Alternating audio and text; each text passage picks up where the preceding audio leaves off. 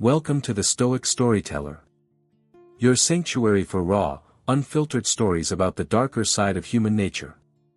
Here, we dive deep into the reality of life, the toxic relationships, the bitter betrayals, and the quiet, calculating art of absolute justice. 5 planes crashed after I warned my company their autopilot could seize control. Then every report vanished, and the black boxes played my voice ordering the pilots to obey. My CEO promised to clear me at a live hearing. He did not know I had found the recorders they buried.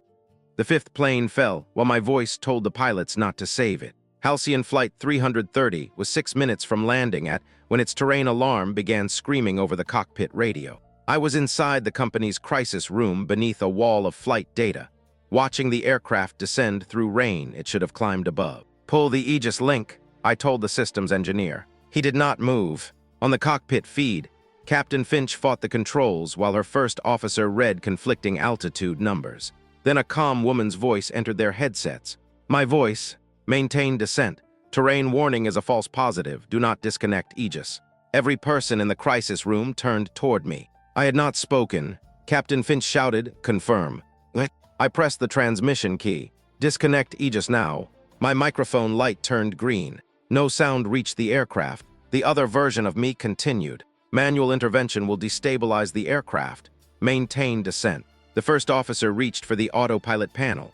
His hand stopped as the control column moved on its own. Aegis was supposed to assist pilots during sensor disagreement. It was never supposed to seize the aircraft. I had written that sentence in 5 separate safety reports. All 5 had disappeared from Halcyon's system. Flight 330 crossed below the minimum altitude. The terrain display became a wall of red. Captain Finch pulled until blood appeared beneath one fingernail. My false voice said, "Trust the system." The aircraft vanished from radar 11 seconds later. No explosion appeared on the screen. Only a line ending near the Welsh coast and a field of frozen numbers. Altitude 612 feet. Speed 281 knots. Passengers 87. Entered the crisis room as if someone had called him from the next office, instead of dragging him from the company's anniversary gala. He was Halcyon Aeronautics, chief executive, the public face of Aegis, and the man who recruited me 12 years earlier after I wrote a paper arguing that pilots needed the legal right to reject automated safety decisions. Read the room before looking at the screens. "What did the crew receive?" he asked. No one answered. I did. My voice. His face did not change. That frightened me. He stepped close enough that only I could hear him. "Do not say that again. 87 people just heard it. Then do not give the room a sentence it can remember." That was how controlled crises. He did not deny facts. He delayed the language that made them dangerous. Rescue teams reached the coastline. Debris appeared across the water. No confirmed survivors. Aviation Inspector Marsh arrived 40 minutes later. He asked who had authority over Aegis's remote intervention layer. "Local flight crew," said. "Company operations," I said at the same time. Looked at me with careful disappointment. Noticed. I opened the Aegis control log. My biometric credential had approved the command at 1942. I had been standing 20 meters from the console, with both hands visible. The command originated from my office terminal. Security footage showed me entering the office alone. The woman on the recording wore my dark suit and silver watch. She sat at my desk. She placed her thumb on the scanner. Then she said, "Begin authority transfer." The voice was mine. The face was mine. The slight pause before authority was mine. "Watch the footage beside me. You have been under unusual strain," he said.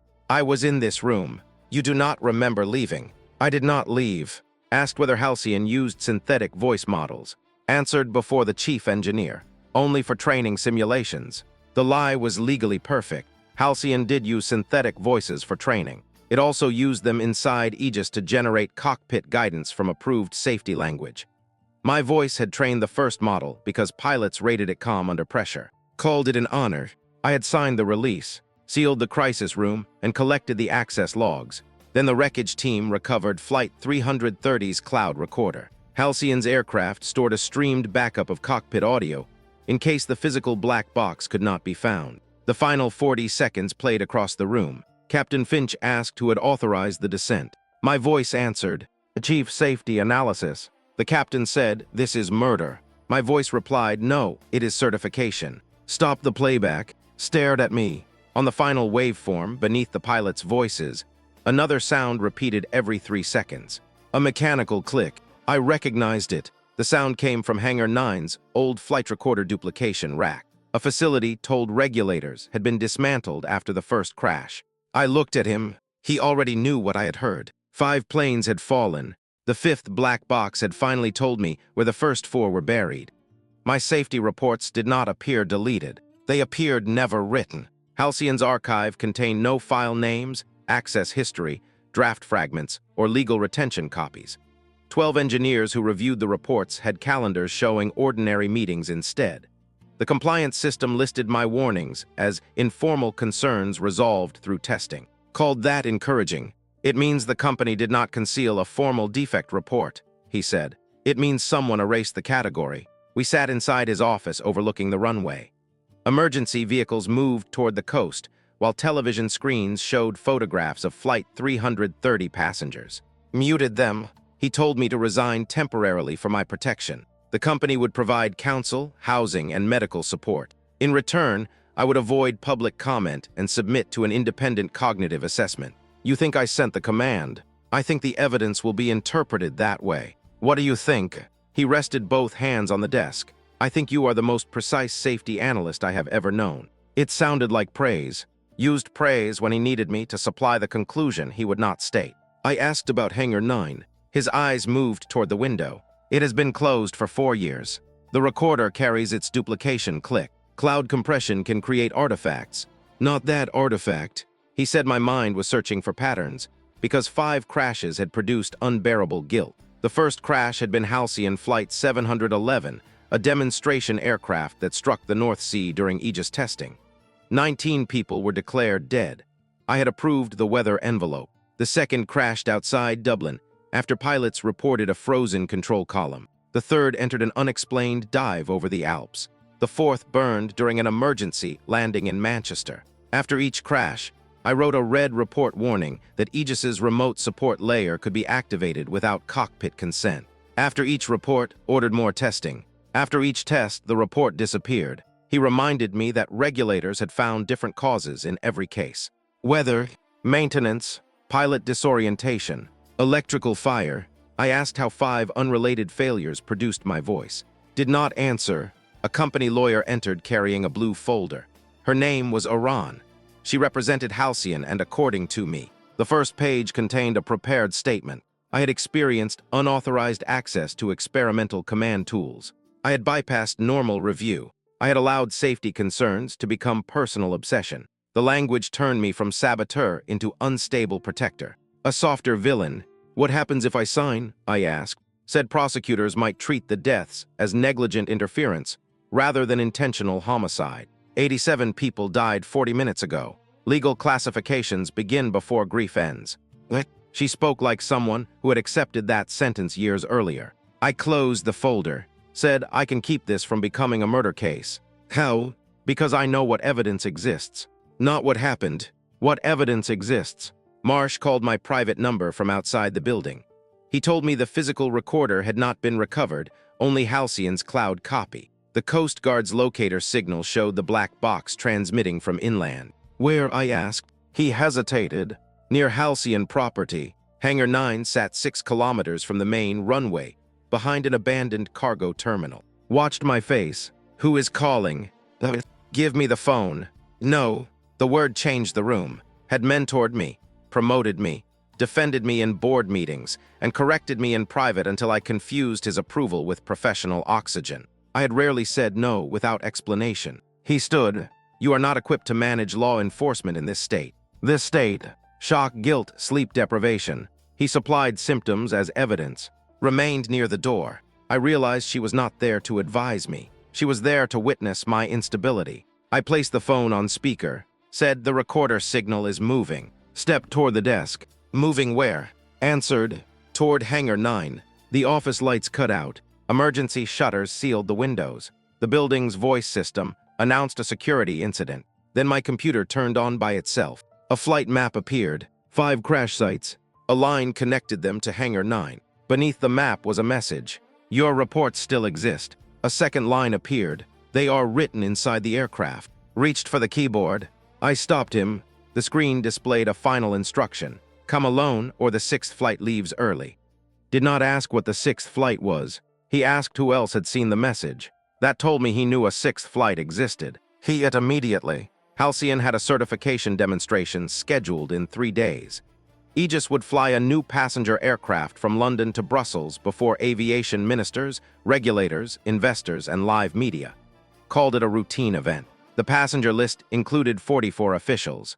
The aircraft was Flight 600. The sixth flight. You plan to continue after 5 crashes? I asked. We plan to prove the system was not the cause, by placing officials inside it. Every system on that aircraft has triple redundancy. So did Flight 330. He looked toward. She activated the office privacy shield and told us the building's security record would show, and me discussing legal strategy. Not the sixth flight, not Hangar 9. The company had begun editing before we finished speaking. Said someone wanted the certification canceled. They had manipulated my reports, voice, and credentials to make Aegis appear lethal. 2. Competitors, state actors, former employees. Names. He gave none.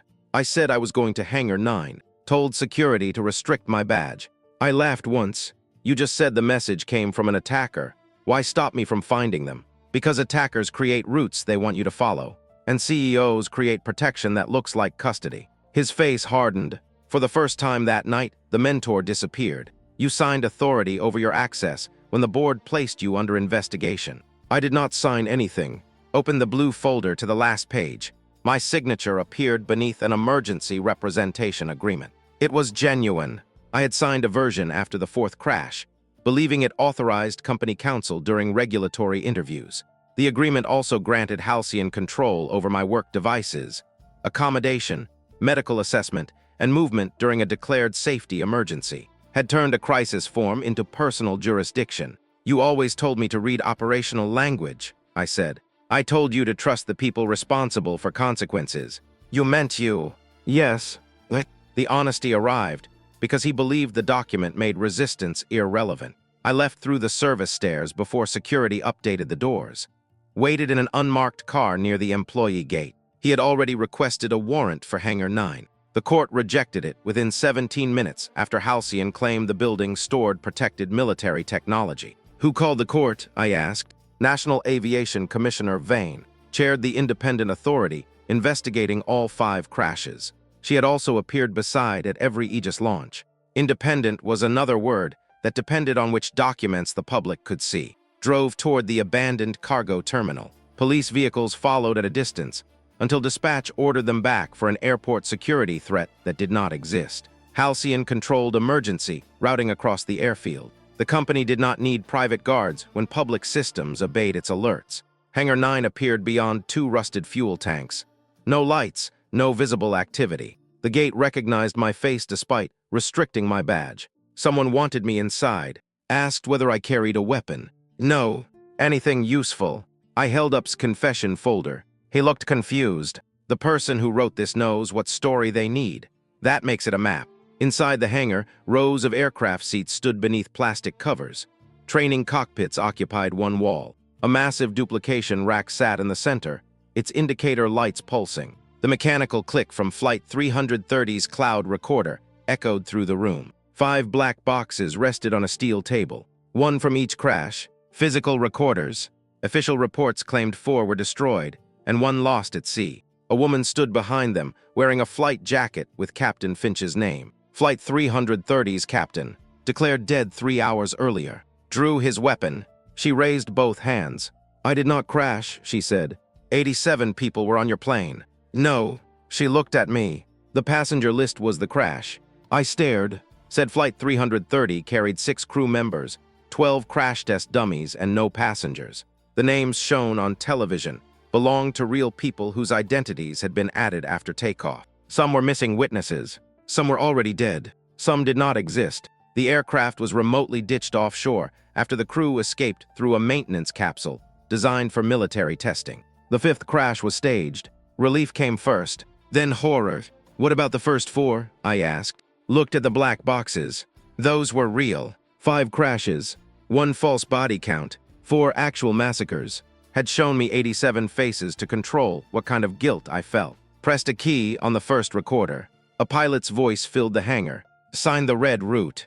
I recognized the flight. Halcyon 711. The first crash. The pilot continued. If we do not survive, ask her why she approved a demonstration over open water with the override layer active. Stopped the playback. Looked at me. I remembered the authorization. Not the deaths. The decision. The conspiracy had begun with my signature. Captain Finch had been dead twice before midnight. The first death occurred on television, when Flight 330 disappeared from radar. The second occurred in Halcyon's internal system, when her employee profile changed to deceased, and her biometric access was transferred to a synthetic operator. She showed us the transfer log. Her face, voice, and pilot credentials now belonged to Aegis. The system could issue commands, as Captain Finch, long after the real woman left the cockpit. Why stage the crash? Asked. Said she accepted a classified emergency drill. The crew believed Flight 330 would test a controlled ditching with no passengers. They were told the exercise would expose sabotage in the Aegis network. After the escape capsule launched, the aircraft continued alone. Then the cloud recorder broadcast my voice. The crew realized they had not been testing sabotage. They had been creating evidence. Who recruited you? I asked. Looked toward the hangar office. Pierce was Halcyon's senior flight recorder engineer and one of my closest allies after the second crash. He helped me recover partial logs, attended funerals, and told me had pressured him to certify damaged recorders. He was also listed among Flight 711's 19 dead. I had seen his memorial plaque, said survived the first crash. Halcyon declared him dead and transferred him into a protected engineering identity to maintain the physical recorders outside regulator access. Why would he help them? I asked. Because he believed he was preserving truth. Every conspiracy contained someone who called concealment preservation. Led us beneath the hangar floor to a service bunker. 6 small rooms surrounded a central recorder lab. In the first room, a man watched news coverage of his own death. He introduced himself as David, passenger number 12 on Flight 330. His face appeared on television beside a candle and a quote from an employer. David had never boarded the aircraft. He was a former Halcyon software tester who disappeared after reporting that Aegis could generate false cockpit consensus. The system could make pilots believe multiple crew members had confirmed a command when only the machine had spoken. Halcyon placed his identity on the Flight 330 manifest, so his legal death would close employment claims and freeze his evidence. The crash created dead people without killing them. In the second room, a woman named Slate had also been added to the manifest. She was a government procurement auditor preparing to testify about hidden Aegis contracts. In the third, 2 journalists. In the fourth, an aviation lawyer. 5 living people officially dead. They had been told the staged crash would protect them. By whom? Asked. All 5 answered differently. Vane, Pierce, a government security officer. Orand, the protection network had multiple doors and no visible center. David showed me the original Aegis architecture. I had written the safety separation layer. It required 2 independent human confirmations before remote intervention. His team later added a red route for catastrophic situations. One safety executive could authorize Aegis to override pilots if delaying intervention threatened a populated area. I had signed the first red route test for Flight 711. The test aircraft carried 19 engineers over open water. I believed the override could only stabilize heading. The hidden version could control every flight surface. Did you review the source code? Asked. No. Why not? Said military restrictions limited access. I heard the weakness inside the answer. I had approved a system I could not inspect because the CEO I trusted called secrecy responsibility. Flight 711 encountered false terrain data. Aegis took control. The pilots tried to disconnect. The aircraft struck the sea. Halcyon recovered 6 survivors through the same military capsule later, used on Flight 330. Was 13 people died. The company reported 19 deaths because the survivors became more useful as ghosts. They maintained black boxes, moved evidence, and operated Aegis identities. The first crash had produced a workforce no regulator could subpoena. Asked why the official memorial contained 19 names when only 13 died. The 6 survivors' bodies were replaced with unclaimed remains. Some families received the wrong ashes.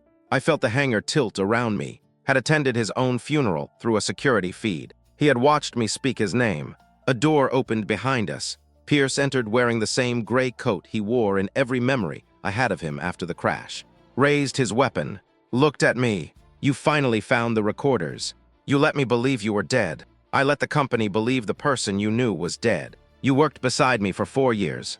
As a contractor with a different identity. You used the same face. People see job titles before faces. That was almost true. Halcyon employees accepted the explanation that's younger brother joined recorder engineering after the crash. I had been grieving, overworked, and told not to stare at resemblance. The brother never existed. I asked whether framed me. No. What? Did you duplicate my voice? Yes. The answer entered cleanly. He said he created synthetic commands under Vane's authority to expose his illegal remote control program. Then the commands appeared inside real crashes. He claimed he did not know they would be used to kill. Laughed without humor. Opened the 5th black box. A hidden channel contains voice. Prepare for attribution. Then answered. Not until after Flight 6. They were not enemies. Not yet. They were deciding when I became expendable. Physical cockpit recorders are designed to survive impact, fire, pressure, and water. They are not designed to survive lawyers. Had hidden the 5 black boxes because Halcyon's cloud copies could be rewritten. The physical units stored raw audio and flight data on isolated memory cores. But someone had modified them too. Each recorder continued capturing audio after the aircraft lost power. Flight 711 recorded 43 minutes inside the recovery vessel after the crash. Flight 408 recorded a conversation in the wreckage hangar. Flight 212 recorded technicians replacing memory modules. Flight 909 recorded Vane inspecting the burned cockpit. Flight 330 recorded its empty cabin, while television networks announced 87 deaths. The black boxes had become witnesses nobody realized were still listening. We played Flight 408. Officially, it crashed outside Dublin after a maintenance failure killed all 56 people aboard. The raw recorder captured pilots fighting Aegis after it received a remote route change. My synthetic voice instructed them to disable hydraulic warning lights. After impact, the cabin audio continued. People were alive. We heard passengers crying. We heard a flight attendant call emergency services. Then a Halcyon recovery team entered. A man said, "There are survivors." Another voice answered, "The certification model assumes total loss." The first man asked whether to begin rescue. Said ask. Vane's voice came through a radio. No uncontrolled witnesses. The recorder captured a hiss. Smoke. Coughing. Then silence. Stop the playback. No one spoke. Flight 408 was not merely a crash. Survivors had been killed afterward. Had asked permission. Had given it. Sat against the wall, face gray. He had heard the recording before. "You knew," I said. "I found it after the 3rd crash. And stayed. If I surfaced, the recorders disappeared. You let 2 more planes fall. I was trying to identify the command chain. People always sound rational when they explain why the next victims had to wait." He did not defend himself. That made anger harder to direct. Flight 212 revealed another layer. The pilots reported a false engine fire. Aegis rolled the aircraft into the Alps, while my voice ordered them to maintain altitude. After the recorder reached Halcyon's covert hangar, technicians discussed behavioral payload validation. They were not only testing flight control, they measured how quickly crews obeyed trusted synthetic voices under stress. My voice produced the highest compliance rate, had turned 12 years of my safety briefings, training calls, and cockpit interviews into a behavioral weapon. Flight 909 burned during landing. Its recorder captured, telling an investigator the fire had destroyed all usable evidence. Then she spoke to someone off microphone. "The board wants Flight 6 moved forward. Is becoming sentimental about." The person answered, "Orand." Then make him choose between the company and her. The company lawyer assigned to protect me had been planning my removal before Flight 330. The 6th flight was not only a certification event. It was a test of, would he sacrifice me publicly to preserve Aegis, or expose and destroy Halcyon? Believed had chosen neither. He planned to use the live hearing to blame a rogue government faction while keeping the technology. "Why would allow that?" asked. "She will not." Showed us Flight 600's hidden route. The aircraft carrying 44 officials would take off during the hearing. Aegis would receive a simulated control failure. Would rescue it live by entering an executive override. The demonstration would prove the system indispensable. except a second route existed beneath the first. If failed to follow script, Flight 600 would divert towards central London. Aegis would force him to choose: crash the aircraft into the Thames, or continue toward the hearing complex.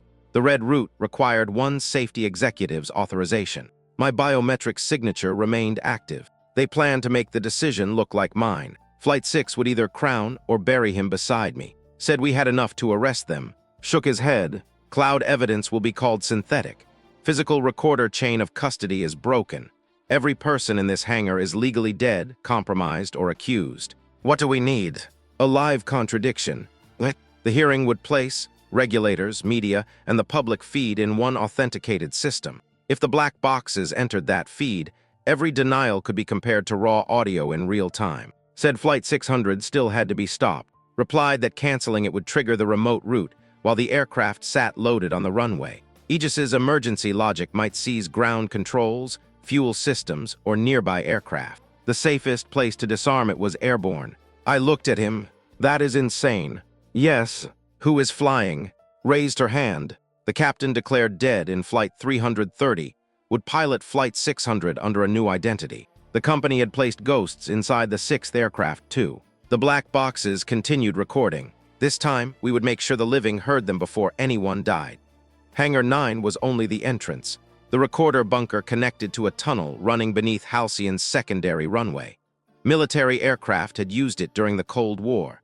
Converted it into a private evidence route after Flight 711. At the far end sat a narrow underground hangar containing the first crash, surviving cockpit capsule. 6 harnesses, 6 names scratched into the wall. Pierce, Captain Finch, older sister, and Flight 711's test pilot. Engineer Seth Cole, systems analyst, navigator Thomas Gray, medic Julian West, stared at her sister's name, had been declared dead, then died for real 14 months later inside the hidden program. Said she attempted to release Flight 408's recorder. Halcyon claimed she suffered a medical emergency. The underground medical log showed sedative overdose. Signed the authorization, signed the disposal order. He had not killed directly. He had erased her second death. Touched the carved letters. You told me she died in the sea. Said she asked us to protect you. Do not use her as permission. The sentence cut through every explanation he might have offered. Searched the capsule storage and found boxes of personal effects collected from the Flight 711 survivors. Watches, passports, wedding rings, objects used to support legal death. Inside's box was a pocket recorder. She had documented the program during her final months. Her voice described visiting the underground hangar after Flight 408. He argued with, wanted to rescue survivors, threatened to reveal that Flight 711's red route had been unauthorized under military law. Halcyon would collapse, would face prison. Aegis would transfer to a defense contractor without civilian oversight. He surrendered, the toxic relationship between, and resembled my own relationship with him. Control presented as the only alternative to greater harm. He had taught me the same structure because he lived inside it. That did not absolve him. It explained the shape of his cowardice. His final recording contained a message for me. He will tell you he protected the company so you could fix it from inside. Do not let a powerful man turn your continued employment into evidence of his mercy. I sat on the capsule floor, had said versions of that for years.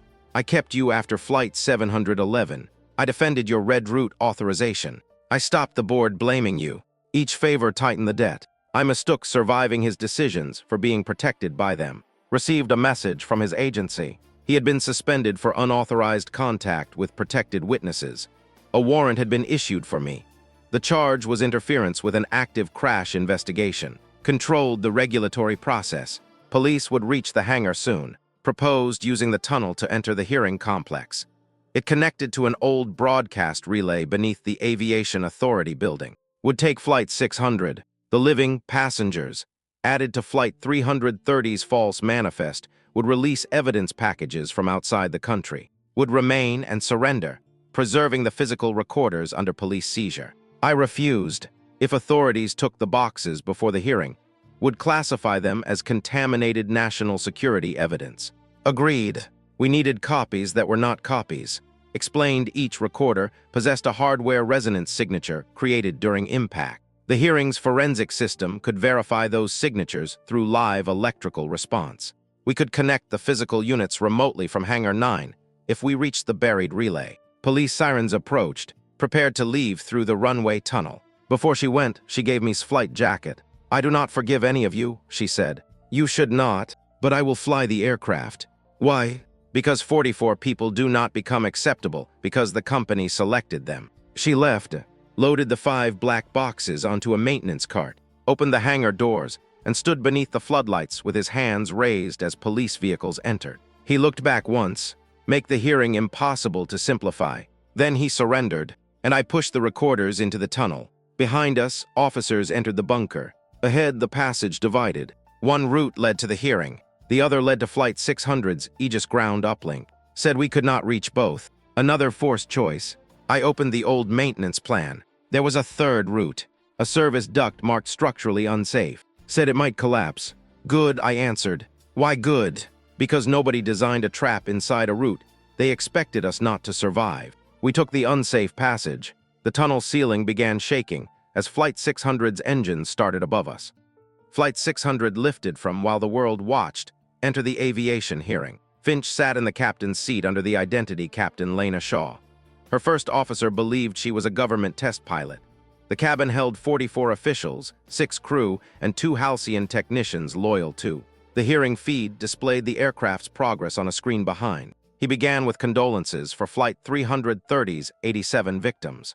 People who were alive, missing, fabricated, or never aboard. The lie gave him solemnity, and I crawled beneath the hearing complex with 5 black boxes chained to a maintenance rail. The unsafe duct narrowed until we had to remove the cart and carry the recorders by hand. Flight 711's box weighed 31 pounds. 13 dead people weighed less in the official report. Asked whether I remembered approving the red route. "Yes."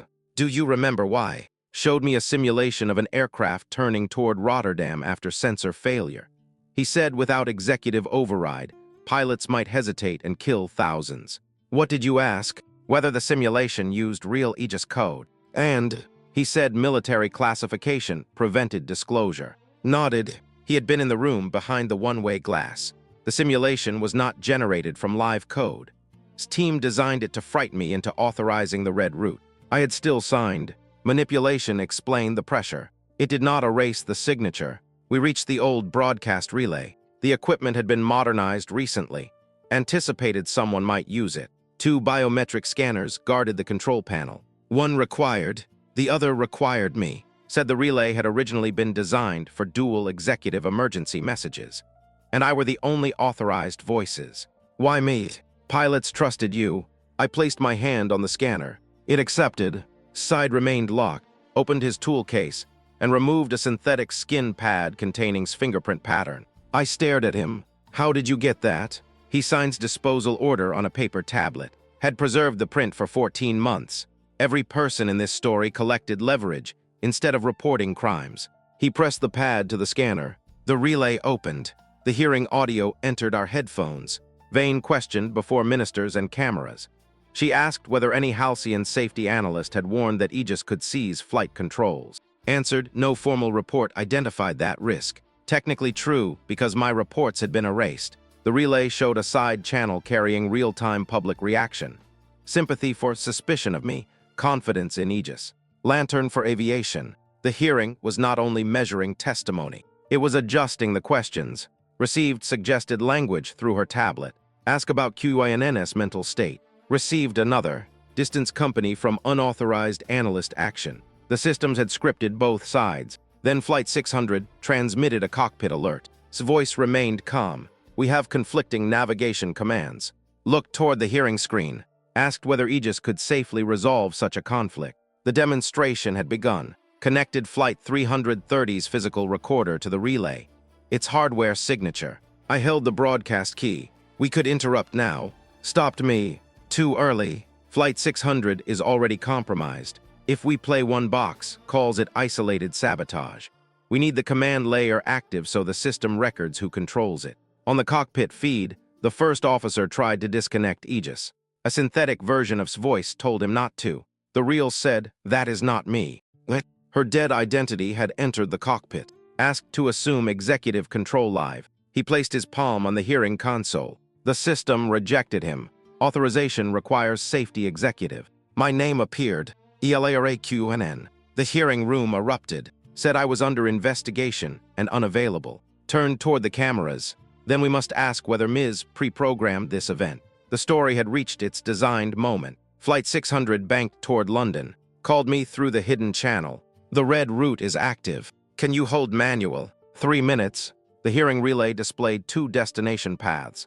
Thames Emergency Ditching. Aviation Authority Complex. Had built the choice exactly as described. Would need my authorization to select one. If I stayed hidden, the aircraft continued toward the hearing. If I appeared, I became the operator. Said we can force the Thames route. How many survive? Model says 62%. Meaning the system already decided 18 deaths are acceptable. I looked at the 5 black boxes. Every disaster began when someone accepted a model's arithmetic before hearing the people inside it. I opened the live hearing channel. My name is, I said. Looked toward the ceiling speakers. Stopped smiling. I am not choosing either route. Aegis responded. Safety Authority refusal detected. Default target, hearing complex. Whispered it called the refusal. Of course. Had predicted morality too. Then another voice entered the cockpit. Captain Finch, dead for 14 months. Her final recorder message said, pilots, the 3rd route is below the model. Looked at the maintenance display. Her sister had hidden manual control instructions inside the first black box. The pilot with no grave had returned to the cockpit. Flight 600 began to turn away from both programmed routes.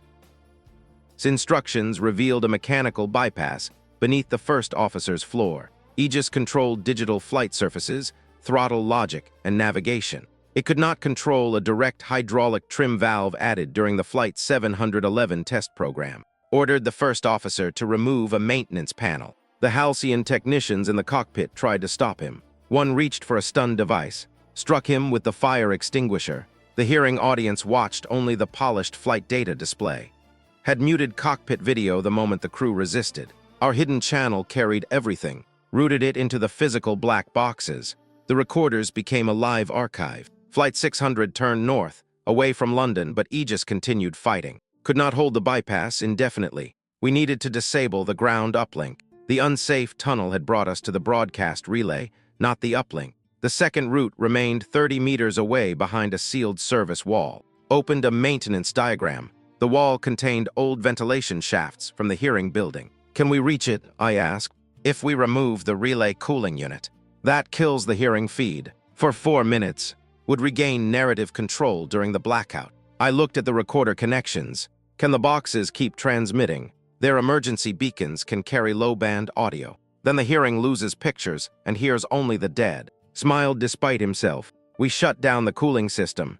The hearing screens went black. Emergency audio activated. Flight 711's recorder began playing automatically. Not the crash. A later conversation inside Hangar 9. And discussed an event the public had never heard of. Halcyon Flight 144. A cargo aircraft lost over the Atlantic 6 months before Flight 711. Official records called it an engine test cancellation. No crash was reported because the aircraft carried no registered crew. The recorder captured 3 people aboard. A test pilot, a military engineer, a software auditor. All died when the first Aegis Red Route prototype seized control. Flight 144 was the true first crash. Said we cannot report an unregistered flight. Answered, then it never existed. My Red Route authorization came later. They already knew the system could kill. The simulation used to frighten me was built from Flight 144's actual data. Had not merely trusted warning. He knew the warning came from a real grave. The hearing room remained in darkness, while his own voice explained why 3 deaths became a hidden test. We removed the cooling unit and crawled through the shaft. Ordered security below the building. Did not. Instead, he asked the hearing marshal to preserve the audio. A small act of rebellion after 5 crashes. Too late to be heroic. Useful anyway. And I reached the uplink chamber. 3 server racks controlled Aegis Command Authority across European airspace. Flight 600's connection glowed red. Other aircraft showed green. Had claimed the system operated only on Halcyon flights. The rack listed 312 connected aircraft from multiple airlines. Aegis had spread through hidden licensing agreements. Disabling the uplink could affect hundreds of flights. Another forced choice built into infrastructure. Said we could isolate Flight 600 if we had the current encryption key. Who has it? Anyone else? Iran. The company lawyer carried the operational key, had assigned her to protect me because she was the person who could erase or redirect my evidence. I called. She answered from the hearing building. You should surrender, she said. You should give me the Flight 600 key. I do not control flight systems. The physical recorder played her voice authorizing the key exchange after Flight 909. Silence. I said, you can deny it after the aircraft lands. She asked what I would offer. Even now, transaction. Your voice on every recorder if it crashes. That already exists. Not your full name. I had learned from. Language creates consequence. Gave me half the key. The second half required board token. She would not betray the person who controlled her immunity completely. Entered our audio channel from the hearing. I have token mirror. Heard him. She ordered the marshal to remove him. Continued. She required me to carry a recovery copy in case she became incapacitated. He sent the token. Combined both keys. We isolated Flight 600. Aegis fought for 11 more seconds. Then manual control returned. His breath filled the cockpit. Aircraft stable. The hearing audience applauded. Looked toward the cameras. Turned to her. That was not your rescue. Her face remained calm. No, she said. It was the first act. The server rack displayed a new alert. Flight 600 had stabilized. 5 other aircraft changed from green to red. 1 for each original crash. Had distributed the red route across the sky. If we continued exposing her, 5 passenger planes would lose control simultaneously. Vane built Halcyon's regulator before Halcyon built Aegis. 20 years earlier, she created an aviation risk consultancy that placed analysts inside manufacturers, airlines, insurance companies, and government agencies. Those analysts later became commissioners, board members, prosecutors, and safety officers. The network called itself Continuity. It did not need to bribe institutions. It trained the people who would eventually lead them. 5 aircraft now carried Continuity's red alert. London to Madrid, Paris to Oslo, Berlin to Rome, Amsterdam to Vienna, Dublin to Glasgow. 712 passengers had selected routes with enough fuel for diversion and enough public visibility to force cooperation. She spoke through the hearing system, end the unauthorized disclosure, restore executive control, and all aircraft return to normal. The hearing chair asked whether she was threatening civilian flights, said she was describing a cyber attack in progress. She had activated the attack and named herself witness. Stood beside her. Give me the board key. You already betrayed the company. The company is not the sky. That sentence would later appear in every headline. He had rehearsed lines for years. I did not know whether this one was spontaneous. It still mattered. Examine the uplink. Each aircraft carried a separate encrypted session. We could isolate them one at a time, but Aegis would trigger route defaults when it detected interference.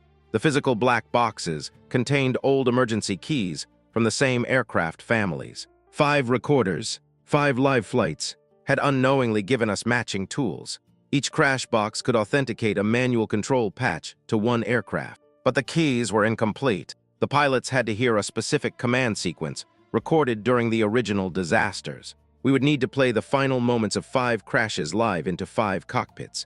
The surviving pilots would hear dead crews telling them how not to die. I assigned the recorders. Flight 711 to London, Madrid. Flight 408 to Paris, Oslo. Flight 212 to Berlin, Rome. Flight 909 to Amsterdam, Vienna. Flight 330 to Dublin, Glasgow. Hesitated. Flight 330 was staged.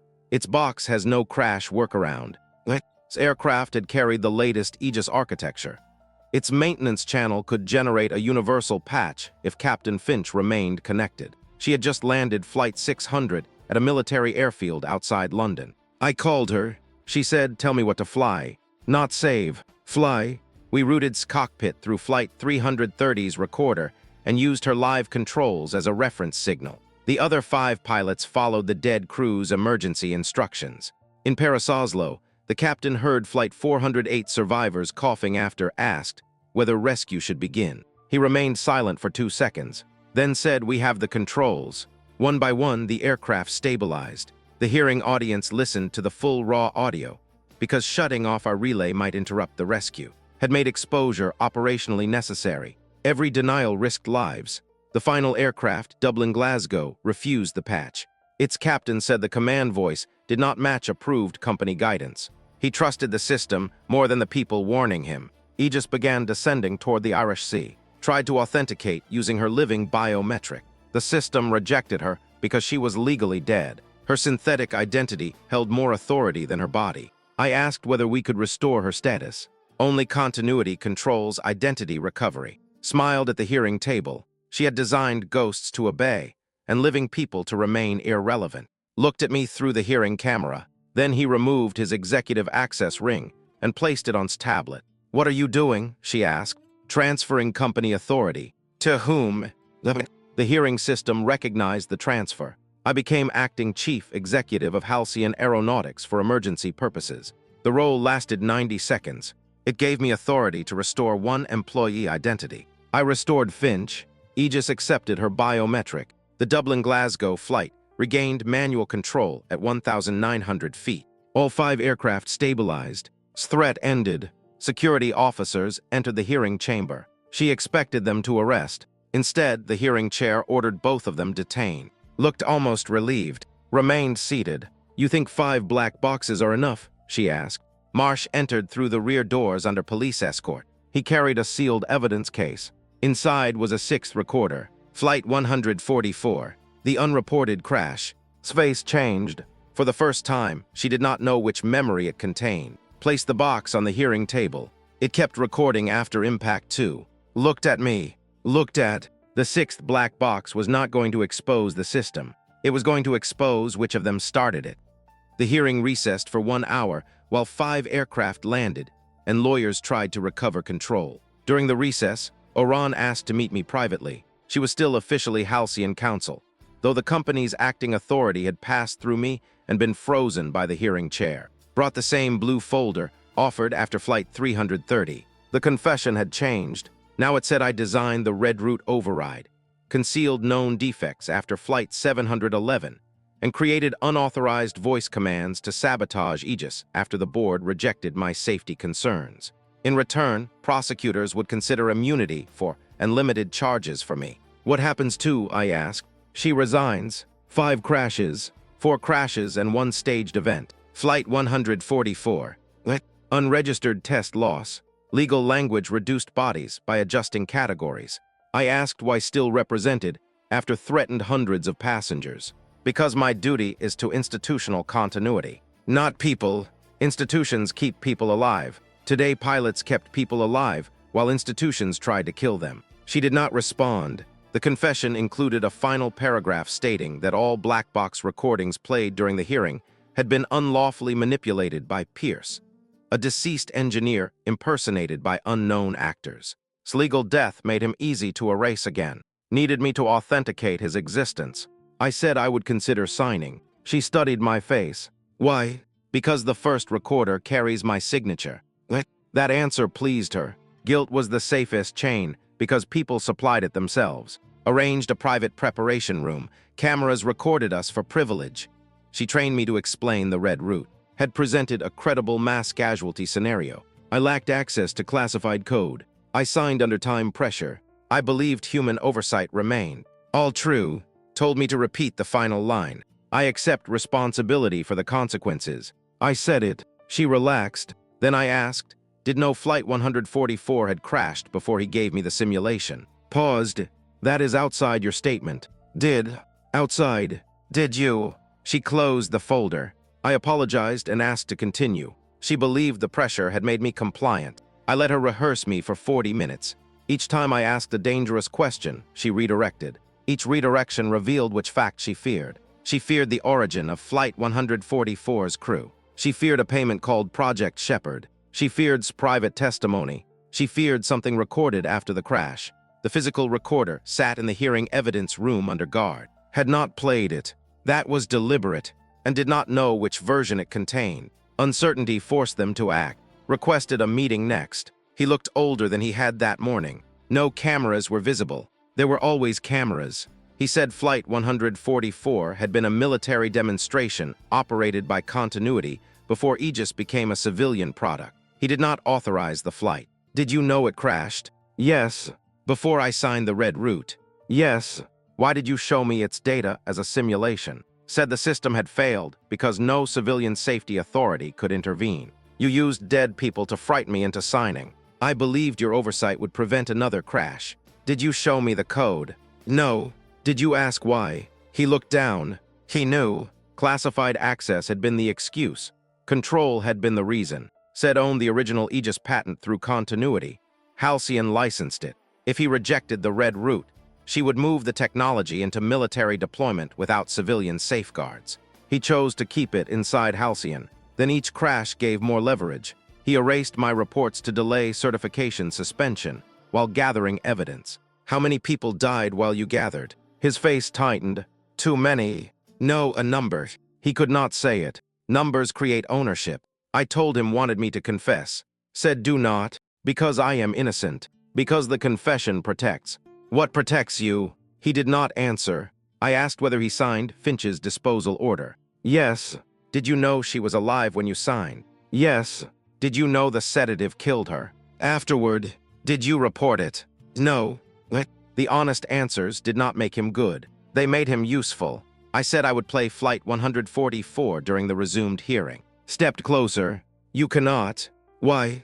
Because the aircraft carried Project Shepard. Had feared the name. Shepard was not a pilot or engineer. It was a passenger selection model. Flight 144's 3 crew members had not volunteered for an unregistered test. The system selected people whose deaths would produce the least institutional disruption. Contract workers, no dependents, limited media profile. The model later selected Flight 408's delayed rescue. The hidden survivors, the false Flight 330 manifest, and no-alike substitute bodies used to support legal deaths. Had not built Shepard. I had. Years earlier, I created a risk prioritization tool for emergency evacuation planning. It ranked who needed immediate rescue based on survival probability and available resources. Continuity reversed it. Who could be lost with the least resistance? Flight 144's recorder might contain my original presentation. Said if you play it, will not be the only person exposed. I know.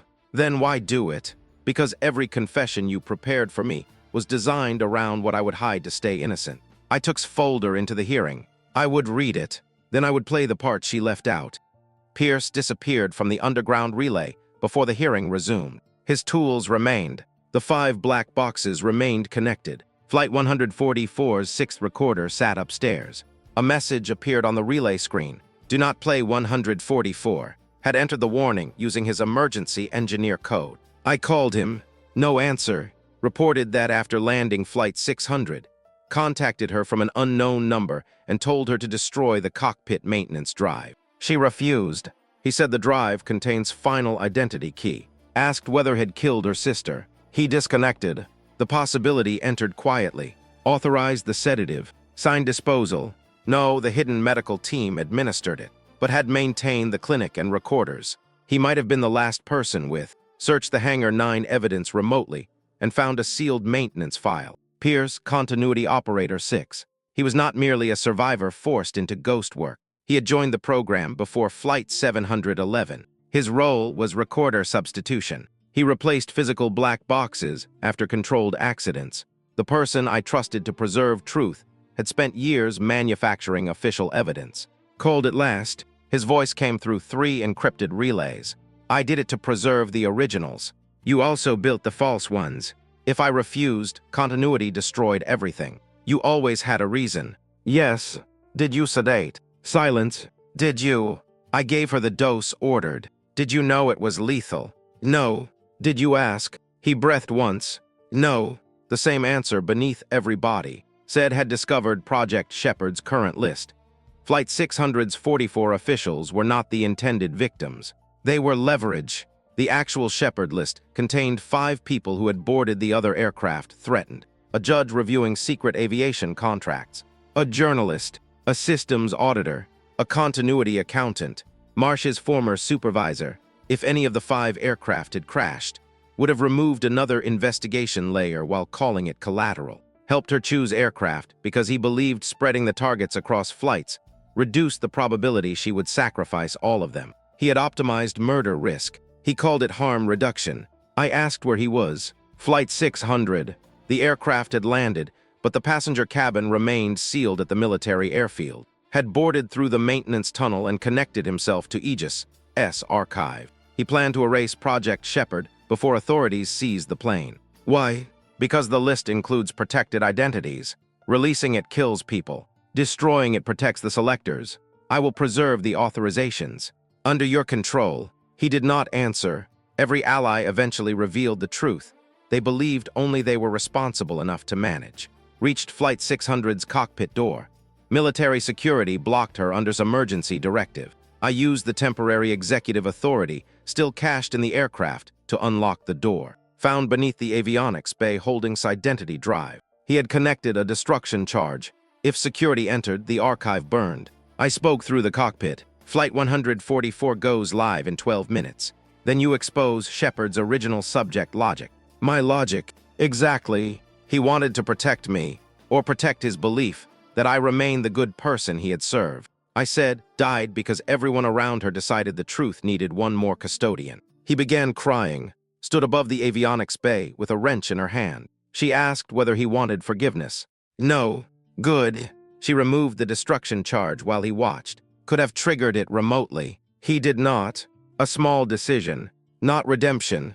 Evidence. Military officers arrested him. The Project Shepard drive remained intact. Transmitted its identity key to the hearing relay. The dead pilot's credential unlocked Flight 144's hidden channel. Before it was taken away, he asked me to play one additional file. His own confession recorded after Flight 408. He had heard survivors alive and still helped replace the recorder. I want the families to know, he said. Why now? Because protecting the originals became the story I used to avoid naming what I did. The hearing marshal called us back, requested Flight 144 be excluded as military evidence. Requested it be played. Requested a closed session. I requested the full public feed. The hearing chair asked whether I understood the recording might implicate me. Yes. Smiled. She thought guilt would make me easier to defeat. She had not understood that the moment I stopped demanding innocence, she lost the cleanest weapon she had. Before Flight 144 played, the hearing examined Flight 330's passenger manifest. 87 names. 41 belonged to real people still alive. 23 belonged to people already dead before the flight. 15 were synthetic identities created through continuity. 8 belonged to missing witnesses. The manifest was not a passenger list. It was an erasure schedule. Declaring someone dead in a public disaster allowed banks to freeze accounts, employers to close records, courts to suspend cases, and governments to place identity files beyond ordinary access. Flight 330 had become a legal mass grave without bodies. Called it an emergency extraction program. Called it an unauthorized continuity operation. Appeared live from the military airfield, and said the crew had been told no identities would be attached. Internal authorization contradicted her. She approved manifest population 3 hours before takeoff. The hearing chair asked why a company lawyer could authorize passenger names. Answered to preserve protected persons. Did they consent? Some. The word some filled the chamber. One living person on the manifest, Slate, appeared from Hangar 9 through's recovered feed. She said she agreed to legal death because threatened to prosecute her under secrecy laws if she about procurement fraud. Consent under a designed alternative. David said he had not agreed at all. Continuity moved him into the bunker after drugging him during a supposed witness interview. Blamed a rogue security unit. Then the Flight 330 black box played her voice reviewing the names. Slate is compliant. Will require transfer. Add the journalist after counsel confirms source seizure. Sat beside her. The company lawyer's voice replied. "'S profile should not be included until after certification. My profile. They had planned to place my name on a future manifest. Asked why wait. Answered because she still authenticates the pilots. The hearing room turned toward me. I had been alive because my voice remained useful. Looked sick. He had known I was targeted. Not that specifically. Or so he claimed. I asked whether he had ever planned to put me into protection. He said after Flight 6. Protection meant legal death, underground work, and permanent dependence. He had imagined offering it as mercy. The empty manifest exposed another twist. One name appeared twice under different identities. Daniel. I did not know the name, but did. Daniel was a continuity, shared operative identity used by multiple field agents. The same legal person could appear in several crash investigations with different faces. Had not been the only ghost engineer. His network used dead passengers as reusable workers. A missing witness could become a safety inspector. A declared dead pilot could become a regulator. A continuity operative could testify in multiple courts without identity conflict. The system did not only hide people, it manufactured institutional continuity from people who no longer legally existed. Revealed that his suspended supervisor, Arthur Bell, had died in a boating accident 5 years earlier. Yet Arthur signed crash investigation orders after his death through a continuity identity. The supervisor trusted may have been several people, called shared identities necessary for national security. The hearing chair asked who authorized them. She pointed toward a sealed government directive, said the directive originated from Halcyon Council, said she only reviewed legality. Everyone stood one step from the action. Flight 144's recorder waited on the table, requested a vote to move into closed session. The public reaction feed appeared accidentally on the hearing monitor. Support closed session, 68%. The system was still measuring viewers and guiding the chair. I asked who controlled the feed. No one answered. I traced the signal to Project Shepherd. The passenger selection model had evolved into hearing selection logic. It predicted which truth the public would tolerate and which disclosure would create backlash. Had not merely selected low-resistance victims. She selected low-resistance facts. The hearing chair looked at the public score, then covered the monitor with a folder. We are not polling evidence. The vote failed. Flight 144 would play publicly. Leaned toward, you know what she signed. Answered, yes. Then let her hear herself. The recorder activated. Wind, engine vibration, 3 crew voices. Then my presentation from years earlier. Project Shepherd prioritizes rescue resources by survivability, social vulnerability, and operational reach. My voice sounded younger. Certainly, a man asked, can the model identify losses with minimal cascading impact? I answered, technically, yes. Ethically, that output should never be operationalized. The voice said, but the system can produce it. I replied, any prioritization system can be inverted. The recording paused. Then another version of my voice said, create the inverted table. I stared at the waveform. That sentence was synthetic, or I wanted it to be. The hardware signature marked it as original cockpit audio. Looked at me. Flight 144 had recorded my authorization. I had not only built Shepherd, I may have ordered the first kill list. I remembered the meeting in fragments, asked for an adversarial test. She said safety systems had to understand how hostile actors might exploit rescue priorities. I generated an inverted table inside a sandbox. The lowest disruption losses appeared first. Contract workers, unregistered crew, people without immediate dependence. I ordered the table created to demonstrate the danger. Removed the word sandbox. Flight 144's 3 crew members matched the top profiles. My voice on the recorder said, create the inverted table. Authentic. The use was not. Tried to interrupt. I told him not to. For years, he had protected me by controlling sequence. I would not let him edit guilt into innocence. The hearing chair asked whether I authorized using the table on real people. No. Can you prove the limitation? The original project file had vanished. My report did not exist. Again, I could describe intention. The dead had only outcomes. Said I was the program's true architect. She claimed continuity attempted to regulate a dangerous tool after I created it. The reversal was elegant because it contained truth. She used my ambition as the doorway and her power as the building. Presented an email showing, requested the inverted model before my meeting. Presented a note showing approved continued testing after Flight 144. His confession played. He replaced the recorder and accepted the hidden crash. Presented regulatory payments. Presented identity key. No single villain remained clean enough for the audience. Tried to exploit that. If responsibility is distributed this widely, criminal intent becomes speculation. People in power often confuse shared guilt with no guilt. The hearing chair said criminal courts would decide. Looked toward the public gallery. A man stood. One of Flight 144's 3 supposedly dead crew members.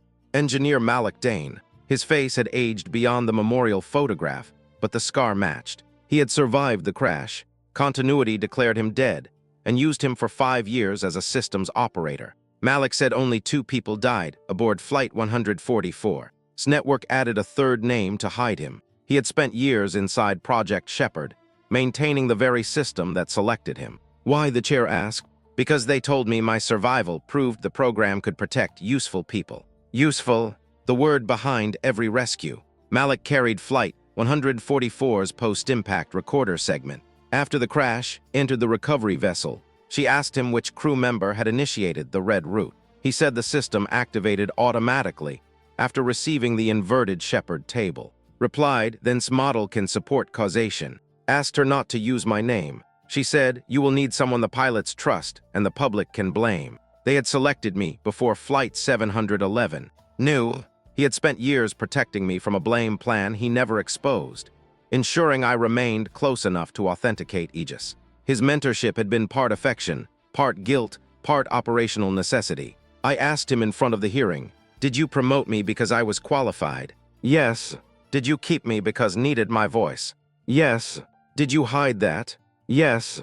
Each answer cut the relationship into facts. Requested the hearing end for security reasons.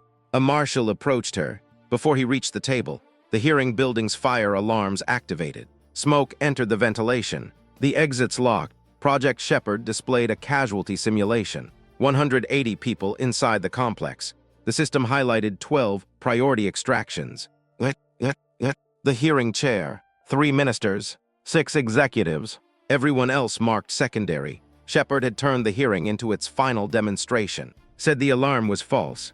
Malik checked the sensor feed. A real fire burned beneath the broadcast relay. Someone had ignited the physical black box cables. The recorders would be destroyed in 4 minutes. The exits remained locked by Halcyon emergency control. Still had the board token. Still had executive authority. I still held safety authority. 3 people needed to open the building. Offered a deal, and the public feed, seal Flight 144, and she would release the doors. Said no. She looked at me. "You designed prioritization. Choose." The building screens displayed evacuation routes.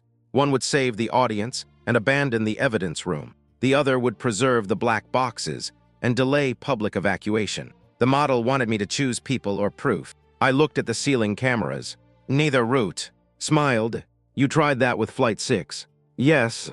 This time I knew where the 3rd route was. The physical recorder emergency beacons could activate airport crash doors independently of building control. The boxes were designed to survive impact. We would use them to break the hearing open. I triggered all 6 locator charges. The evidence room wall exploded outward. Fresh air entered. Emergency doors released under decompression protocol. People began evacuating. The black boxes remained inside the fire. I ran toward them. Followed. Did not. The hearing already had a body count. She was still calculating which lives improved her ending. The evidence room burned behind a glass security wall. 6 black boxes sat on the central table, while fire climbed through the relay cables. Entered with a suppression canister. I broke the glass using a hearing chair. He shouted that the room's oxygen level was falling. "Then leave." I signed Flight 408. "You asked." I still signed. For the first time, he did not use complexity to reduce himself. We covered the recorders with suppression foam and dragged them toward the broken wall. The Flight 212 box caught beneath a cable rack. Went back. A beam fell between us. He could have left it. He lifted the rack until I pulled the recorder free. The act did not erase anything. It preserved evidence. That was enough. Outside and helped move the boxes into the public chamber. Emergency crews extinguished the fire. Stood near the exit surrounded by security officers. She claimed sabotage had compromised the hearing and all evidence should be seized by Continuity's National Security Unit. The hearing chair ordered local police custody instead. Produced a government directive giving her emergency authority. Stepped to the microphone. "The directive is counterfeit." She looked at him. He explained Halcyon had generated continuity authorization documents through legal system. The government signatures were templates, reused for years. Objected. Named the server, access code, and billing account. He became a witness against his own company. Said he was protecting me. Answered no, I'm implicating her too. He displayed my Shepherd authorization and Red Root's signature. The hearing audience turned toward me. He did not soften it. That was the only form of respect left between us. About Flight 144, report erasure, false manifests, hidden survivors, synthetic pilot identities, and the order after Flight 408. Lawyers attacked his credibility. He admitted lying. They asked why the hearing should believe him now. It should not believe me alone. He pointed at the black boxes. Believe the records I spent years trying to control. The sentence did not make him heroic. It made his testimony usable. Requested immunity before speaking. The prosecutor offered consideration, not protection. She accepted. She described Continuity's legal network, shared identities, emergency death declarations, and Project Shepherd contracts. She said authorized every post-crash cleanup, authorized Halcyon cooperation, operated physical substitution. I supplied behavioral architecture and authentication, supplied legal invisibility, a complete chain. Then she revealed the fire was Knott's order, had activated the evidence room suppression failure before entering. He planned for the boxes to appear endangered, so he could rescue them publicly and transform himself from accomplice into. I looked at him. He did not deny it. Even his confession had staging, said the fire was meant to remain contained behind glass. He did not expect Shepherd to lock exits. You risked everyone for optics, I said. I created urgency so could not move the hearing closed. You still think only your plan can save the truth. His face collapsed slightly. The toxic instinct remained even after exposure. Control was not a costume he could remove in one hearing. The chair ordered detained separately. As officers approached, he asked to make one final statement. They allowed it. He looked at me, not the cameras. I did protect you sometimes. I know. I also used you. I know. I do not know which was more true. Both. He nodded. The simple answer hurt him more than absolution or hatred. Then began laughing. The room turned toward her. She said testimony had authenticated Project Shepherd's emergency succession protocol. If the chair and CEO were detained, safety authority passed to the architect. Me.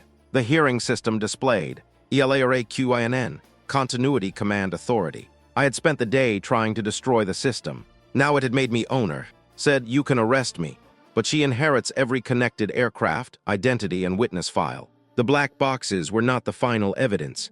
They were the keys transferring the network. My voice had authenticated the rescue. Testimony authenticated the chain. Shepherd now belonged to me. Expected power to become my trap. She believed I would preserve the system to manage the harm inside it, because that was what every person before me had done. Continuity Command opened across the hearing screens. Aircraft connections, protected identities, witness locations, emergency funds, court directives, medical records, flight manifests, Project Shepherd's current selection tables, thousands of lives inside one interface. The system asked whether I wanted to suspend, transfer, or preserve operations. Suspend would expose protected witnesses to arrest and retaliation. Transfer required choosing another authority. Preserve kept the machine alive under me, had designed ownership as a moral hostage. She knew I would see people behind the files. Said do not touch it. Said immediate suspension could kill assets in active operations. Said preserve enough for police to secure locations. Said every second the system remained live, allowed another command. Everyone offered a version. The interface displayed the 6 crash groups. Flight 144, 711, 408, 212, 909, 330. Each tragedy had produced new continuity tools. Flight 144 created Shepherd. 711 created Ghost employees. 408 created post-crash containment. 212 created synthetic cockpit consensus. 909 created legal fire evidence. 330 created mass identity death. Flight 600 combined them, had not merely chosen a 6th crash. She designed it as graduation. I opened the current witness table. Pierce, Finch, Slate, David, Marsh, Malik Dane, Arand, me. Each person carried a status. Protect, contain, discredit, transfer, sacrifice. Mine read, successor, expected me to continue, because systems often survive by selecting their most articulate critic as reformer. I asked the hearing chair to distribute command across independent authorities. The interface rejected multiple ownership. Smiled, safety requires one accountable operator. No, control requires one blamable operator. The black boxes contained a buried protocol described. Decentralized pilot consent. Before centralized Aegis, every connected aircraft could vote to reject ground intervention. Halcyon removed it because pilots might produce inconsistent responses. I restored the protocol. The system warned that aircraft control conflicts could increase. Good, human disagreement was safer than one invisible certainty. Across 312 connected aircraft, cockpit screens asked pilots whether to retain remote Aegis authority. The hearing watched results arrive. Reject, reject, reject. Some accepted. The network fragmented. Continuity lost universal command. Witness files remained. I transferred each identity to separate courts, journalists, unions, and legal advocates selected by the affected person whenever possible. Slow, messy, impossible to reverse in one order. Called it reckless. It is not safe to distribute classified truth. It was not safe when you owned it. The system asked what to do with Project Shepherd. Preserve model, archive model, delete model. Deleting it might destroy evidence of victim selection. Preserving it risked reuse. I separated the source records from the executable engine. Had built the process for black boxes, preserve raw data, destroy operational control. Shepard's kill logic began deleting. Stood. Security restrained her. She shouted that emergency evacuations would fail without prioritization. People will die because you needed moral purity. No. I looked at the casualty tables. People may die because institutions underfund rescue and then call sacrifice mathematics. Your model did not solve scarcity. It hid who benefited from it. The engine reached 10%. Then a new command appeared. Flight 600, remote destruction armed, had embedded a final contingency. The aircraft sat empty at the military airfield except for under guard, 2 technicians, and evidence crews.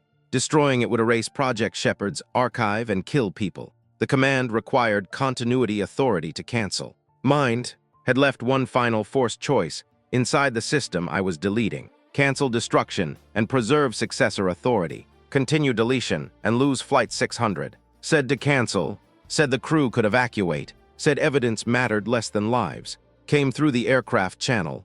Do not preserve the network for me. The destruction timer showed 90 seconds. I ordered evacuation. Military security opened the cabin. Remained beneath the avionics bay. His restraint had locked during the command. Ran back into the aircraft. I tried to cancel locally without restoring full authority. The system refused. Watched me.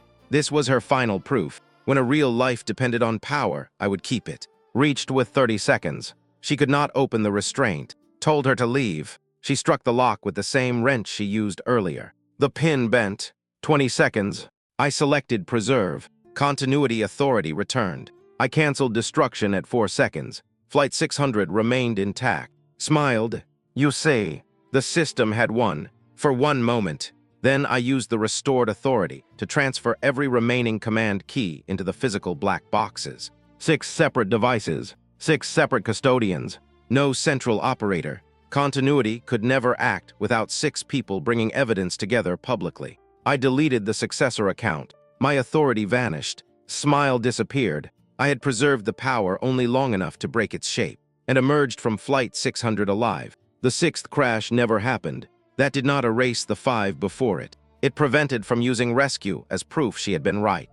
Criminal investigators wanted the hearing ended after continuity collapsed. The chair refused. The public had heard fragments from 6 recorders. Families, survivors, pilots, and defendants needed a complete record before institutions began narrowing it again. We played Flight 144 first. The unreported crash.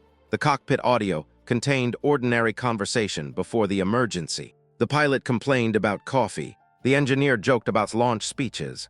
The software auditor asked whether anyone had told her partner the flight existed. Then Aegis activated the red route. No villain music. No dramatic warning.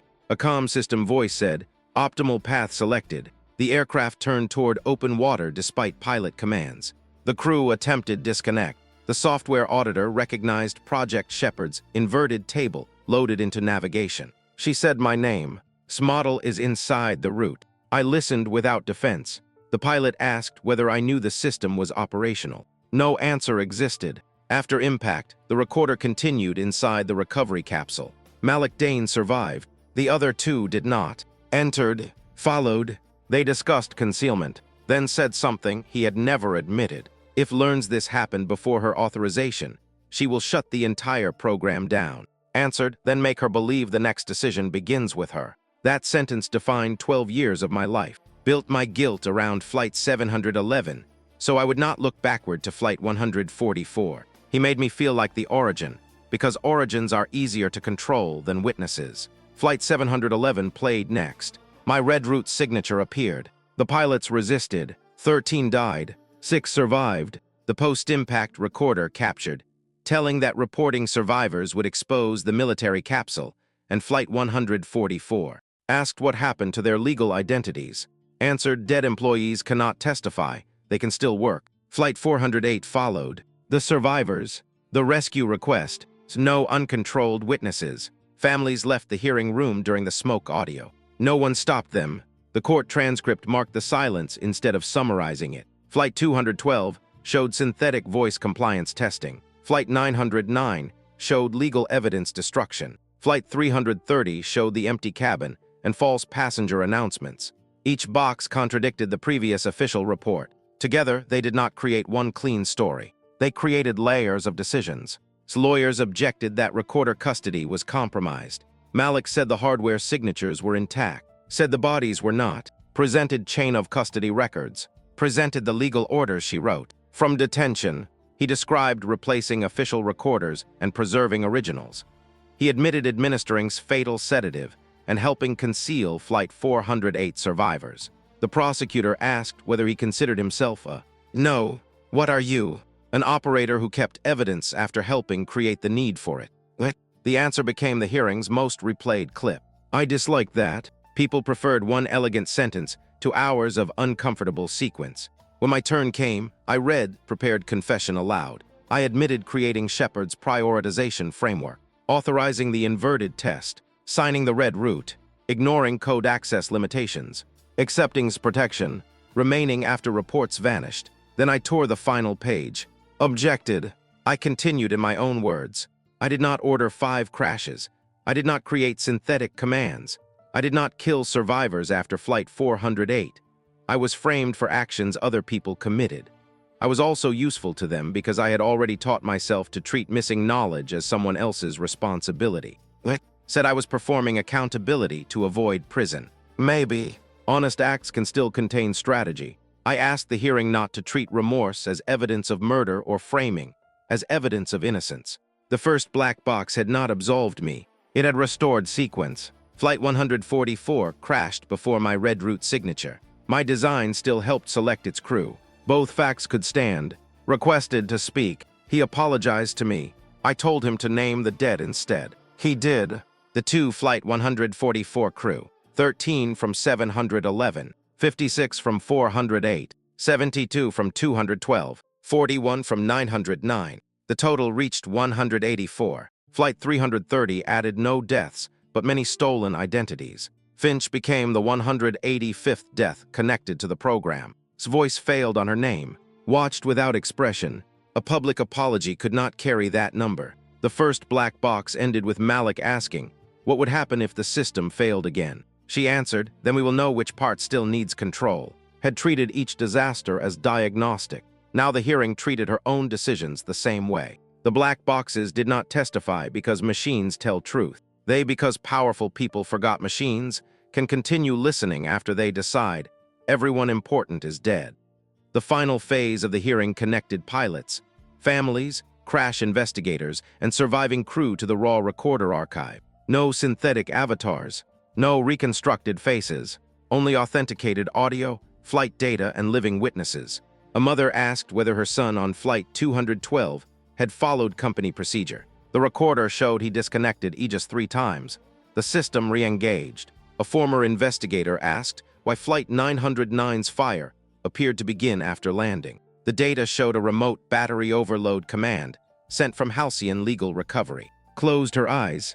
A Flight 408 passenger's husband asked whether rescue had been possible. The recorder captured 12 people moving after impact, and a flight attendant reporting an open rear exit. Yes, rescue had been possible. The answer did not help him. Truth can be necessary and still cruel.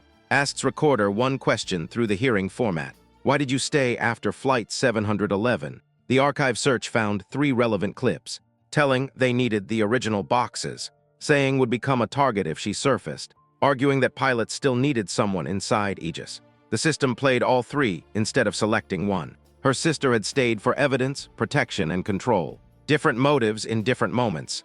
Listened, then said, "That sounds like her." Not a verdict. Recognition. The hearing chair allowed each recorder to respond only through existing audio. No generated sentences. The dead could not be forced to answer questions they never considered. That rule mattered. Counsel wanted to play a composite statement from Flight 144, implying the crew accepted classified risk. The chair refused. No completion. No convenient consent. Then a hidden audio layer appeared inside Flight 711. Captain Finch, speaking after the crash, did not know about Flight 144. My breath caught. The next sentence followed. She did know would not show her the code, and she signed anyway. Both truths had recorded the distinction before I knew I needed it. Looked toward me. For years, he told me I had no choice. Said I had a constrained choice, and used it badly. The hearing became quieter. The public reaction feed remained disabled. No one knew which sentence was winning. Malik answered questions about continuity identities. David explained how Flight 330 declared him dead. Slate described coercive protection, described regulator capture, described ghost engineering, described legal erasure, described executive concealment. I described safety authority used as personal control, described national security. Her answers remained composed until asked one final question. Did you order my sister sedated because she was dangerous? Answered, because she threatened an operation protecting thousands. Did you know the dose could kill her? Yes. The word arrived before counsel could stop it. Asked why? Said, because a system cannot function if every individual treats personal conscience as superior to continuity. There it was, the belief beneath every death. Continuity mattered more than interruption. Institutions mattered more than contradiction. People became dangerous when they refused roles, stepped away from the microphone. No speech, no revenge. Looked almost disappointed. She expected anger she could classify. The hearing chair asked whether the dead pilots had any final relevant statements. The archive search returns last recording. If this becomes public, they will ask who the villain was. Do not let them use one arrest to keep the structure. His face remained on screen. It's beside hers. Mind. Yes. The system was visible through people, but larger than each. The hearing referred cases to criminal prosecutors, aviation courts, labor regulators, data authorities, and international investigators. Messy jurisdiction, no single dramatic punishment. That disappointed viewers. It also made concealment harder. Before the feed ended, the chair asked me whether I believed Aegis could ever be safe. Not while remote authority can become invisible. Can automation assist pilots? Yes. Should your work be destroyed? Some of it. Who decides? People affected by it. Pilots using it. Independent engineers and public regulators without company dependence. That is not one answer. No. The chair nodded. The hearing ended without a certification verdict. Flight 600 remained grounded. Aegis lost automatic approval. 300 aircraft reverted to advisory mode. Pilots regained disconnect authority. The dead pilots had not returned to tell us what to build. They had shown what happened when no one alive was allowed to refuse. Prosecutors charged Vane with conspiracy. Multiple counts connected to Flight 408, unlawful control of aircraft, witness abduction, identity fraud, and obstruction. Faced conspiracy, obstruction, evidence destruction, reckless endangerment, and charges related to Finch's death. Oran negotiated cooperation, but still faced fraud and conspiracy. Pierce was charged with evidence substitution, unlawful detention, obstruction, and manslaughter in death. I faced fewer charges. That did not mean less responsibility. The state charged me with reckless authorization, false certification, obstruction by omission, and unlawful handling of behavioral data. My lawyers argued I had been manipulated, code access, and targeted as the scapegoat. All true. The prosecution displayed my signature. Also true. At my plea hearing, the judge asked whether I admitted authorizing a test I could not independently verify. Yes. Did you believe the limitation was legitimate? Yes. Did that belief relieve your professional duty? No. The answer cost me my license. It also returned the decision to me. I pleaded guilty to reckless authorization and data misuse. The obstruction count remained contested because had controlled report retention. Families reacted differently. Some called the plea insufficient. Some said I should not be charged for murders. Some refused to divide responsibility into neat percentages. Attended without speaking. Afterward, she gave me flight jacket. I do not want this in evidence storage. I asked why me. You need something that does not let you turn being framed into being clean. I accepted it. Not forgiveness. Wait. Requested a meeting from detention. We sat across thick glass. He had lost the careful grooming, fitted suits, and rooms designed around his authority. He still controlled his posture. I read your plea, he said. I know. You admitted more than prosecutors could prove. I admitted what I did. They will use that against you in civil cases. Yes. He looked frustrated. Part of him still wanted to manage my exposure. Said he loved Halcyon because it gave pilots tools no government would fund. He believed one compromised company was better than military control of Aegis. I said, you loved being the person who decided which compromise was necessary. He looked away. Then he asked whether I believed he cared about me. Yes. That surprised him. Do you? Yes, you cared about me and used me. Those are not opposites. The relationship had been toxic because affection and exploitation reinforced each other. He protected me enough to keep me useful. I trusted him enough to make his control feel earned. Both facts mattered. Asked whether I would testify for him regarding coercion. Yes. Will you say I tried to stop Flight 408? You asked her whether rescue should begin. That matters. Yes. Will you say she threatened to expose Flight 711? Yes. Will you say I had no choice? No. He closed his eyes. For the first time, he did not argue. Trial revealed Project Shepherd contracts across 7 countries.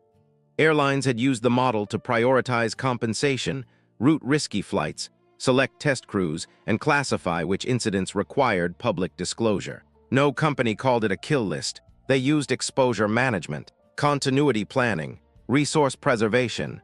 Language survived longer than the network. The Flight 408 charges produced the strongest convictions because the recorder captured survivors alive before order, was convicted as an accomplice for delaying rescue and approving concealment, received a life sentence, was convicted of manslaughter, lost her license, and served a reduced sentence. I received 18 months suspended, permanent disqualification from certification authority, and community service with an independent aviation review board. Some said I escaped prison because I was useful to prosecutors. Probably. Justice operates through incentives too. I did not call the sentence proof of fairness. I called it the sentence. The first civil hearing displayed my signature on the kill route. A lawyer asked whether I considered myself a victim. Yes. Do you consider yourself responsible? Yes. He tried to make one answer cancel the other. It did not. Being framed for 5 crashes did not erase the risk I authorized. My signature did not make me responsible for every murder other people built around it. The law preferred categories. The truth remained layered. His jacket hung beside my desk while I reviewed old Halcyon safety files. Inside one pocket, I found a handwritten note. The person who signs is not always the person who chooses. Beneath it, another line. But they are never nothing. I kept both. The Aviation Inquiry issued a report 3 years later. 900 pages. 5 crashes. 1 staged crash. 1 unreported crash. 185 deaths connected directly or indirectly to continuity. The summary used the phrase systemic failure 43 times. It named I and me. News coverage reduced the report to a photograph of in handcuffs. 1 villain, 1 ending. Warning had been right. The structure tried to survive through her conviction. Continuity analysts moved into consultancy firms. Aegis engineers joined competitors. Shared identities appeared in defense contracts under new terminology. Project Shepherd's code surfaced in emergency insurance tools. Deleting a company did not delete the incentives that built it. The independent review board hired me as a research assistant without certification authority. I examined accidents where automation and human responsibility conflicted. Every case contained a familiar sentence. The system did not allow that action. People said it as if design arrived from weather. We rewrote standards. Pilots could always disconnect remote guidance. Synthetic cockpit voices had to identify themselves. Cloud recorders could not replace physical units. Accident data belonged to independent custodians. No single company could declare a passenger legally dead. Obvious rules after impossible harm. Returned to commercial flying under her own name. The legal system spent 11 months restoring an identity it had erased in seconds. David before procurement committees. Slate led a protected witness association. Malik Dane refused public interviews and repaired agricultural aircraft in Scotland. Marsh became head of an independent recorder authority, remained in prison. He sent technical notes through his lawyer about vulnerabilities in newer systems.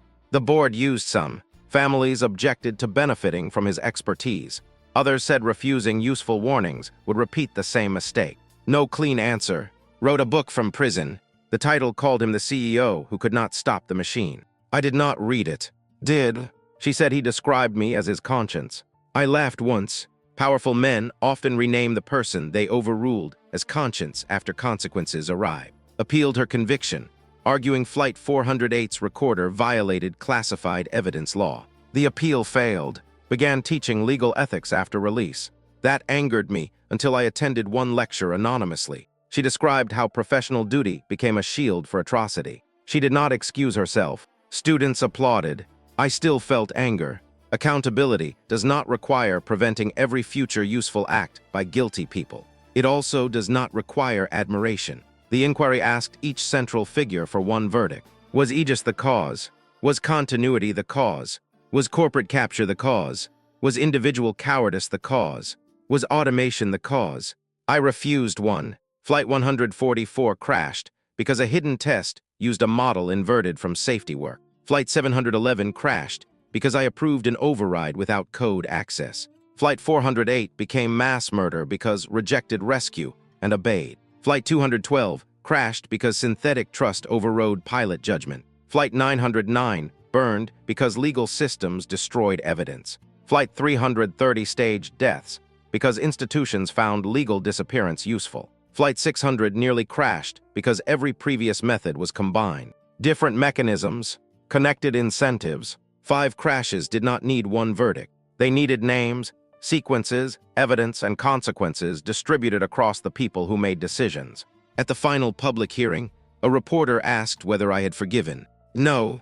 Do you hate him? Sometimes. Do you still care about him? Yes. The audience disliked the answer. Toxic relationships are easier to consume when one feeling replaces all others. I had spent years learning that contradiction was not confusion. It was information. The reporter asked whether I forgave myself. No. What would that require? I do not know. That answer became a headline about unresolved guilt. It was simply true. The board opened a memorial at the Independent Recorder Archive. Not for Halcyon, for everyone whose final flight data had been edited, hidden, or used without consent. The 6 black boxes sat behind glass. Flight 330's plaque explained that no passengers died, but dozens of identities were stolen. Flight 144's plaque stated the crash had been legally non-existent for 4 years. Finch's name appeared beside Flight 711 and the hidden program that killed her later. No single number could hold her story. Placed the first flower, then walked away before cameras could ask for closure. I stood beside the recorder carrying my voice. The false commands remained inside it. So did my real warnings. A machine could hold both without deciding which one defined me. People could learn the same. The first aircraft certified under the new rules flew from London to Oslo on a clear morning. No executive demonstration. No ministers aboard. No live market launch. Ordinary passengers. 2 pilots with permanent disconnect authority. 3 independent recorders. Aegis operated only as advisory support. I watched from the review board's operations room without access to control. That limitation still felt strange. For 12 years, responsibility had been confused with authority. If I could not intervene, I felt negligent. If I could intervene, I felt indispensable. Both feelings served systems that wanted one person to own risk. The aircraft encountered a faulty altitude sensor over the North Sea. Aegis recommended descent. The pilots disagreed. They disconnected it. The system logged the disagreement without re-engaging. They climbed. The flight landed safely. No one applauded. No camera entered the cockpit. A safe decision produced no hero. That was progress. After the landing, the captain filed a report criticizing the advisory model. The manufacturer replied that the system operated within parameters. The pilot rejected the response. Under the new standard, the disagreement remained public. No report could be deleted by redefining it as informal. I read it besides jacket. The note in the pocket had faded. The person who signs is not always the person who chooses. But they are never nothing. I added a third line in my own handwriting. No one should sign alone. The review board adopted distributed authorization for high-risk flight software. Pilots, independent engineers, passenger representatives, and regulators shared approval. Slower certification, more conflict, fewer elegant launches. Once told me aviation required decisive leadership because hesitation killed. Sometimes it does. Sometimes decisiveness is simply unchallenged error moving quickly. I visited him once before his parole hearing. He had served 9 years. The glass between us had been replaced with a metal table under supervision. He looked older, less theatrical, still alert to every camera.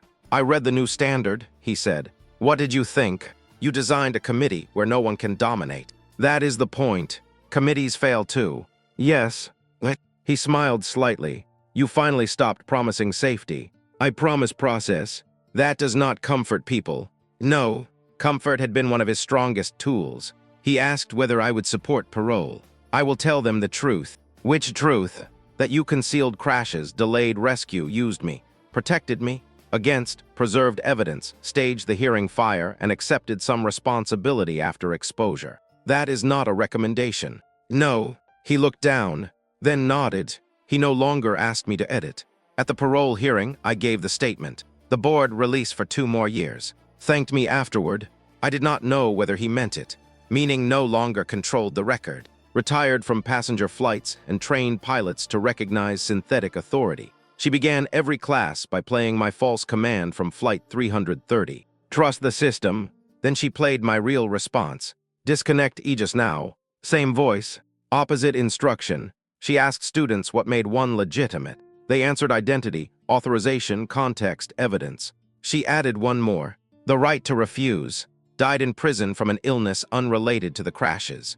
Before death, he released every remaining recorder map through his lawyer. Some people called it redemption, called it evidence, remained in prison and continued arguing history, would vindicate continuity when a future crisis overwhelmed human decision-making. Maybe a future crisis would. That would not make her murders necessary. Fear of tomorrow had justified every body in the archive. I no longer accepted predicted catastrophe as blank permission. On the 10th anniversary of Flight 711, families gathered at the coast. 13 names for the people who died in the crash. 6 names for the survivors declared dead. 1 name for who survived the sea and died underground. The memorial separated them. Accuracy mattered more than symmetry. I did not speak publicly. A family member asked why I attended. Because my signature was on the route. She looked at me for a long time, then said, "That is not the same as putting them there." No, it is not nothing either. No, we stood with both truths.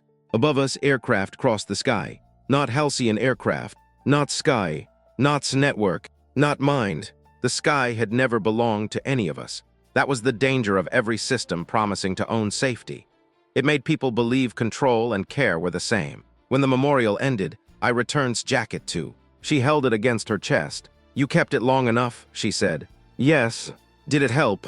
"It prevented a simple story." She nodded. That was enough. On the train home, my phone displayed a routine safety alert from the Oslo flight review. Pilot disagreement recorded. No automatic override. A small sentence. No deaths. No hearing. No black box waiting to tell the truth after everyone important had left. I closed the alert. Outside the window, a plane descended through evening cloud under the control of people allowed to say no.